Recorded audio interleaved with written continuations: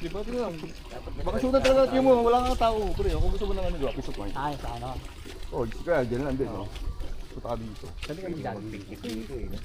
Dito kasi nila nagpa-practice mo ganyan. Motor-motor, mga ganyan, bike-bike. Hindi ko pa pinapasukan dito eh. Kita ka lalo na ba? Sabi mo na, magkakilala. Ito, legit ako mawak na dito. Hindi ko pa pinapasok dito eh. Gusto mo ano? Kita dumaan siya. Maganda yan dito, maganda yung mga ano, boy. Ayaw mo sisi ba mag-picture? Tayo picture, video lang tayo. May drive view. Dati na selfie oh. Solo. Diba? Oh, iba pa yung ano ron, iba pa yung talawin doon. Ikot-ikot! Maraming tao pala dito sa loob. Sa loob maraming tao. Ay, siya pa na kaya Ken?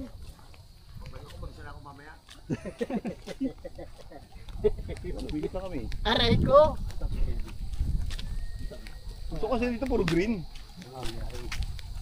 Okay lang yan, binabayaan ko rin.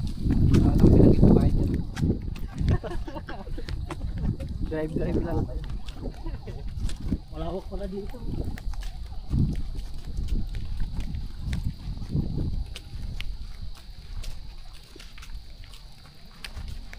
Mayamin na natin. Wala naman kasi siyang ginagawa eh. Maghahantay lang din kayo ipin. Pinantay lang yun yung inom. Eh wala rin ako dun. Zero sa. Oo, wala rin ako papainom, wala rin ako pera. Gaya si Matthew, inay niya. Kaya si Mamaya kayo. Oo. Kaya si Matthew mga Ba't ang sugat na yung minum? Balik-balik lang yun. Ano? Parang yes eh. Bakit?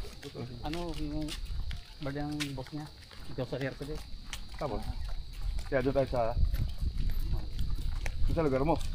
Ah, kasi magbabantay ng bahay mo. Saka naman pwede na mag-park doon sa ano eh. Guadalupe. Hindi siya pwede mag-park doon sa... Park ka doon kay Mama, akad yung nakaklamp pa yun eh.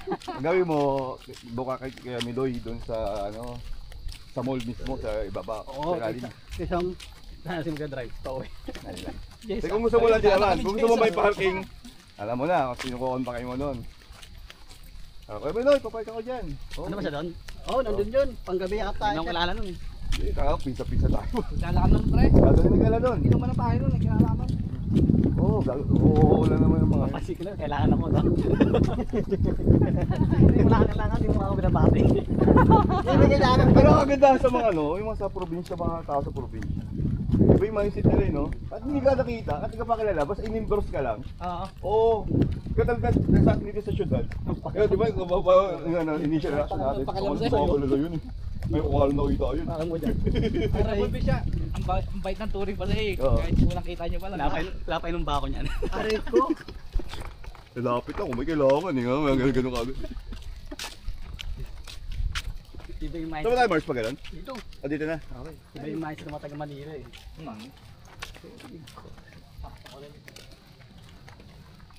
Ako na pangatay kay Evin. Ito na, nag-i-start tayo.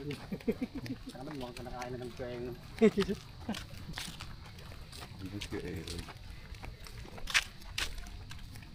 Papatulong ka dyan sa kanya eh, kaso papasok kasi. Pisa. Ba't niya mo na sinabi? Kaya yung pre, madali lang yan i-drive. Automatic. Sa practice nga sa Pangasinan eh. Madrive mo lang isang straight yan, paikot-ikot lang. Isang linggo, kabisado mo na yun. Dito ka lang mag-practice.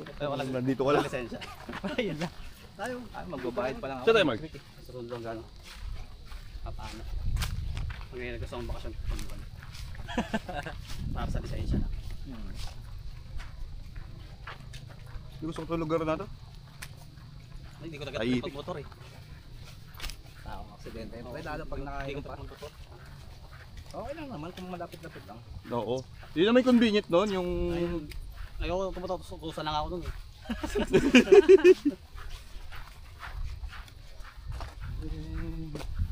Overheat na kaya to. Saka mas tipid kasi sa gas yun, kumbaga. Lalo kung Ayun na, nag-overheat nga. nakatira.